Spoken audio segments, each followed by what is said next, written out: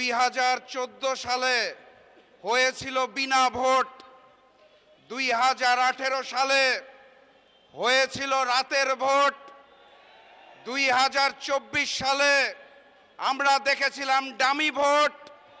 Fascist Sheikh হাসিনার পতনের পর ভেবেছিলাম 2026 সালে হবে আসল ভোট, কিন্তু 2026 সালে হয়েছে ম্যানেজ ভোট।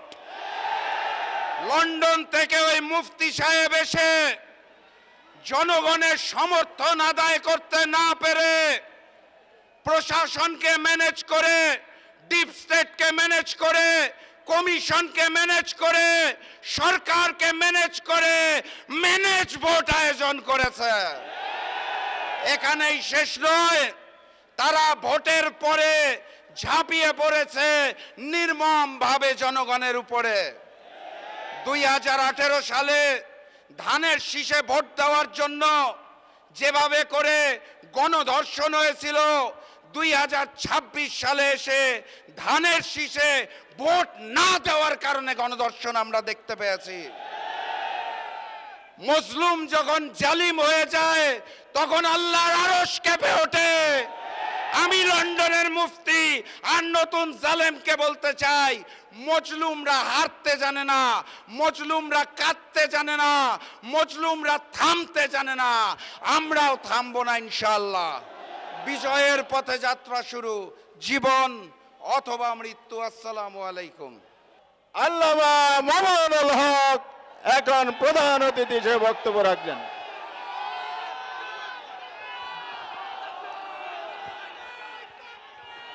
আসসালামু আলাইকুম ওয়া রাহমাতুল্লাহ। নাহমাদুল্লাহ তাআলা ওয়া নুসাল্লি আলা রাসূলিহিল কারীম, আম্মা বা'দ। বিতর্কিত একটি নির্বাচনের পরবর্তী আজকের এই 11 দলীয় প্রতিবাদ সমাবেশে উপস্থিত সংগ্রামী সভাপতি, সংগ্রামী সমাবেশ, আমরা আশা করেছিলাম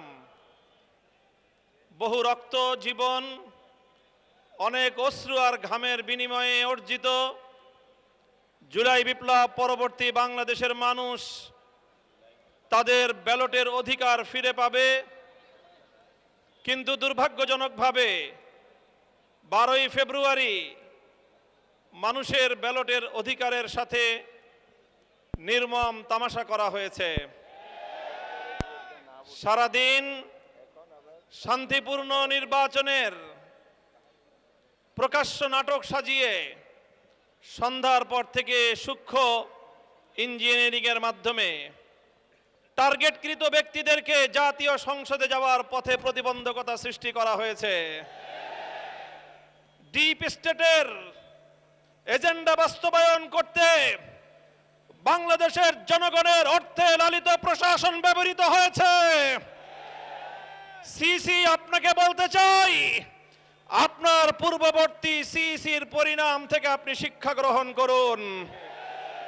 আমরা যে আপত্তি জানিয়েছি, সঠিক তদন্তের মাধ্যমে জনগণের ব্যালটের অধিকার যদি ফিরিয়ে না দেন, বাংলার মানুষ জোর করে তাদের অধিকার কেড়ে নেবে ইনশাআল্লাহ।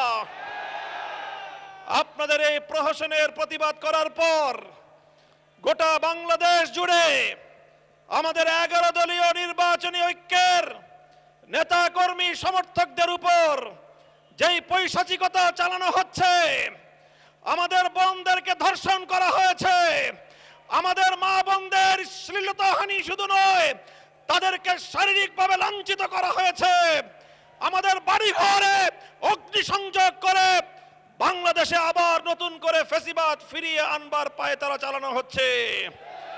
মনে রাখবেন, রক্ত দিয়ে যে জুলাই বিপ্লব হয়েছে, সেই বাংলাদেশে আর কোনোদিন ফ্যাসিবাদ ফিরে আসতে পারবে না ইনশাআল্লাহ।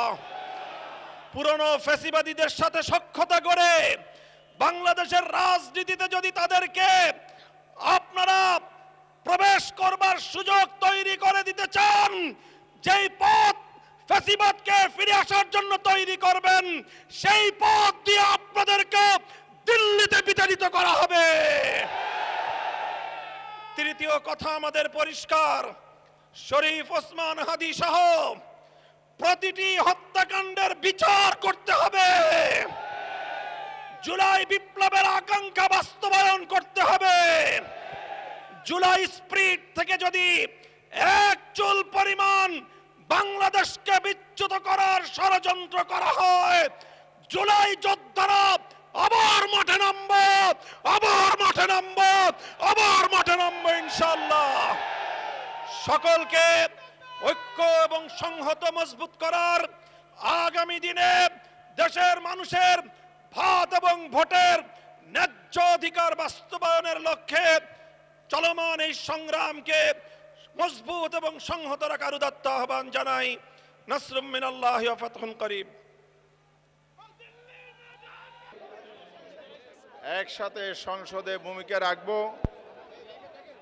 এবং জাতীয় ইস্যুতে, রাজনৈতিক ইস্যুতে, আমরা দেশের ইস্যুতে আমরা ঐক্যবদ্ধ ভূমিকা পালন করব ইনশাআল্লাহ। আজকে এরকম একটা প্রেক্ষাপটে বাইতুল মোকাররম উত্তর গেটে আমরা দাঁড়িয়েছি। 11 দলের উদ্যোগেই আজকে প্রতিবাদ এবং বিক্ষোভ মিছিলের আয়োজন করা হয়েছে। আজকের এই প্রতিবাদ সমাবেশ এবং বিক্ষোভ মিছিল সংসদ বসার আগে আমাদেরকে রাজপথে আসতে হবে এটা আমরা ভাবি নাই। দেশে যে নির্বাচন হয়ে গেল, যারা সংখ্যাগরিষ্ঠ পেল, সেই বিএনপি তার প্রতিদ্বন্দ্বী প্রতিপক্ষের উপর হামলা নির্যাতন শুরু করে দিয়েছে। আমাদের জনগণ ভোট দিয়েছে তার পছন্দ মতো, এর তার সাংবিধানিক অধিকার। বিশেষ করে আমাদের নারী সমাজের উপর যে অত্যাচার হচ্ছে, নির্যাতন হচ্ছে, এটা আমরা মেনে নিতে পারি না। ভোটাধিকার প্রয়োগ করা অপরাধ নয়, যাদের উপর হামলা করা হচ্ছে এটা জঘন্য অপরাধ। এর প্রতিবাদে 11 দল ঐক্যবদ্ধ আছে, আগামীতেও থাকবে ইনশাআল্লাহ। এখন আমরা সংক্ষিপ্ত একটি সমাবেশে মিলিত হচ্ছে। এরপরে এখান থেকে আমরা প্রেস ক্লাব হয়ে, মৎস্যবন হয়ে শাহবাগ পর্যন্ত বিক্ষোভ মিছিল করব ইনশাআল্লাহ। এই জন্য আপনাদের সবাইকে ধৈর্যের সাথে আজকের সমাবেশে অংশগ্রহণ করে সুশৃঙ্খলভাবে বিক্ষোভ মিছিল অংশগ্রহণের আহ্বান জানাচ্ছি। সমাবেশের কার্যক্রম এখন শুরু হচ্ছে। শুরুতে পবিত্র কোরআন থেকে তেলাওয়াত করবেন হাফেজ সিয়াম হাসান। তেলাওয়াত করছেন হাফেজ সিয়াম হাসান।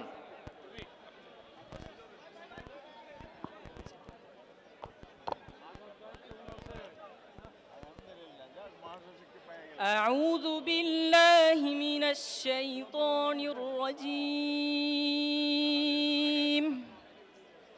بسم الله الرحمن الرحيم.